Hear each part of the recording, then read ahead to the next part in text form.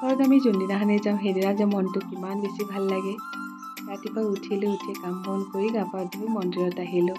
তাৰপিছত ৰাতিপুৱা গুৰু সেৱা কৰে, মইতো কৰোঁৱেই, তেওঁ কৰিলে মোৰ আৰু মনটো বেছি ভাল লাগে। ইয়াৰ এমাহ পিছতে তেওঁ মোক কোৱাৰ্টাৰত লৈ গৈছিলে, তেতিয়া আমি মৰাণ উইলত আছিলোঁ।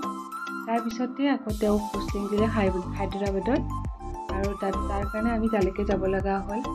আৰু বিয়াৰ পিছত জানেই বহুত মানুহে খাব মাতে, আমি যিহেতু এবছৰ তাতে থাকিলোঁ, আমি তেনেকৈ মানুহক টাইম দিব পৰা নাই। সেয়া অহাৰ কাৰণে এতিয়া সকলোৱে মাতি আছে আৰু যাবলৈ মই এতিয়া ৰেডি হ'লোঁ। কৰে ভালে লাগিব, কিন্তু এতিয়া ঘৰত গৈ যেন একেবাৰে ভাল নলগা হ'ল, কাৰণ দেউতাক বহুত বেছি মিছ কৰোঁ। দেউতাৰ কথা বহুত মনত পৰে।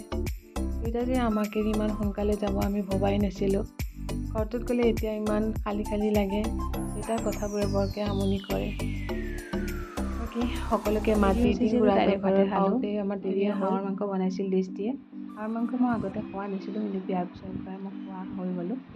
আৰু এতিয়া বাবুহঁতে গেমো খেলি আছে, সিহঁতৰ কাষত অকণমান বহিলোঁ। আবেলি আকৌ মইনাকেইটাৰ লগত ওলাই গ'লোঁ। ওচৰতে এখন মেলা চলি আছিল, ইমান ডাঙৰ নহয়, সৰুকৈ হয়। আমি আবেলি ফুৰিব যাওঁতে ভাবিলোঁ তালৈকে যাম। তাৰপিছত গৈ থাকোঁতে ভাইটি এটাই জিলাপি লৈ আহিছিলে, তাক আমি আগুৰি ধৰি জিলাপি খালোঁ গোটেইকেইটাই। জিলাপিকেইখন বেছি ধুনীয়া আছিলে। গোটেইকেইটাই ওলাই আহিলোঁ আৰু গৈ আছে এতিয়া সবালে।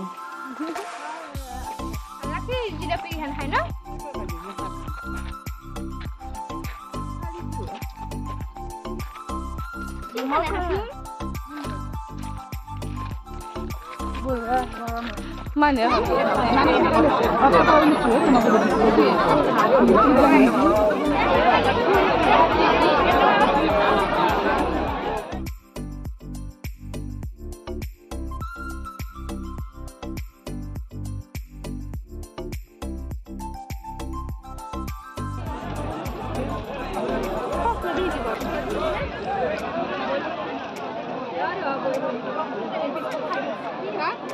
हाँ रखा है बाबू है क्या ना हम बिबल अभी ना पूछे ठाकुर लो जाओ